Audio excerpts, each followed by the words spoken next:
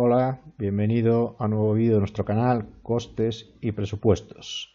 Vamos a analizar el ratio de productividad que en otro de nuestros vídeos lo analizamos relacionándolo con la curva de aprendizaje.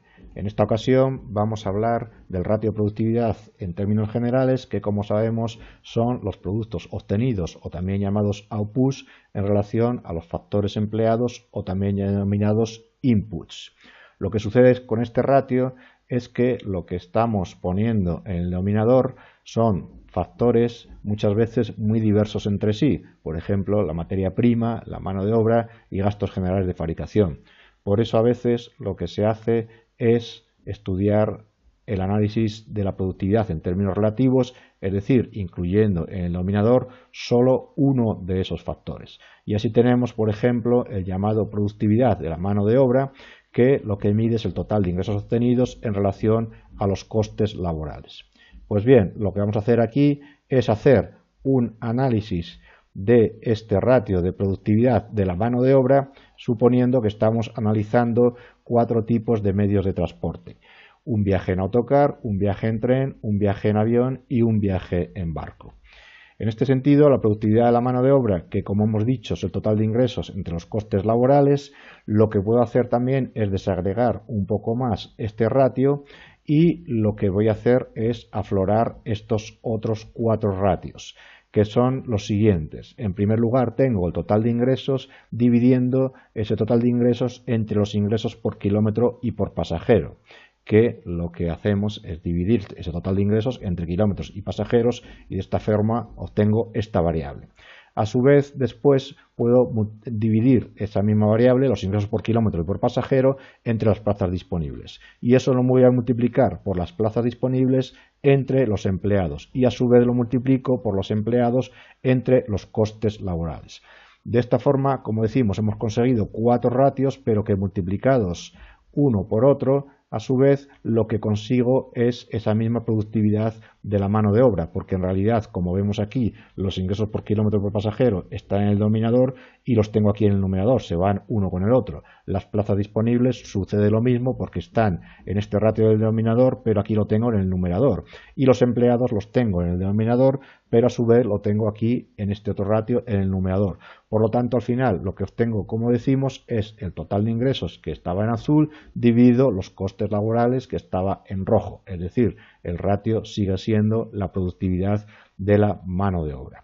Pero vemos cómo tengo 4 ratios que cada uno me mide una variable bastante interesante. Podemos decir que el primer ratio lo que me expresa es el poder de fijación de precios de la empresa, porque relaciona el total de ingresos con esos ingresos por kilómetro por pasajero.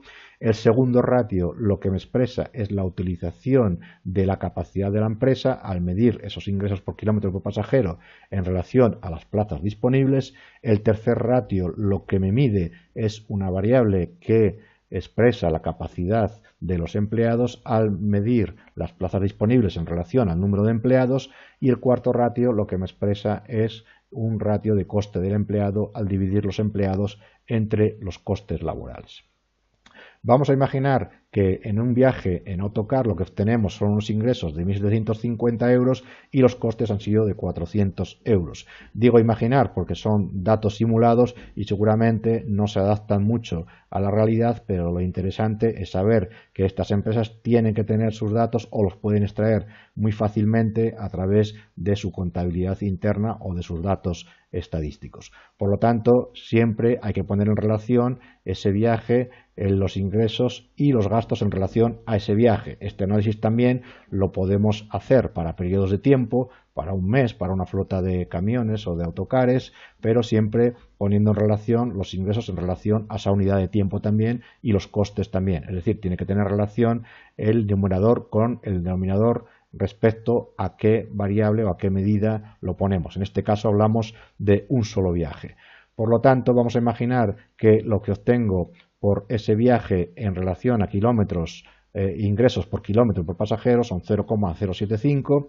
Las plazas disponibles de ese autocar en ese viaje eran 40. Los empleados que hicieron ese trabajo fueron 2 porque se turnaron y los costes laborales, como hemos dicho antes, eran 400. Pues bien, multiplicando toda esta serie de ratios, lo que obtengo es la productividad de la mano de obra para ese viaje en particular. Si hacemos lo mismo para un viaje en tren, suponiendo que los ingresos que he obtenido en ese viaje son 10.000 euros y los costes laborales han sido 2.500, también puedo desagregar ese ratio en estos otros 4 que hemos visto antes. Vamos a suponer que los ingresos que he obtenido por kilómetro por pasajero, en este caso, han sido 3,5, los pasajeros de ese tren han sido 150 y los empleados entre revisores y maquinistas han sido 4. Por lo tanto, la productividad que obtengo de mano de obra son 4. En un viaje en avión, lógicamente, los ingresos son mayores, pero los costes laborales también son mayores, ya que, por ejemplo, estamos suponiendo aquí que han trabajado 7 personas entre tripulantes de cabina, azafatas, etc.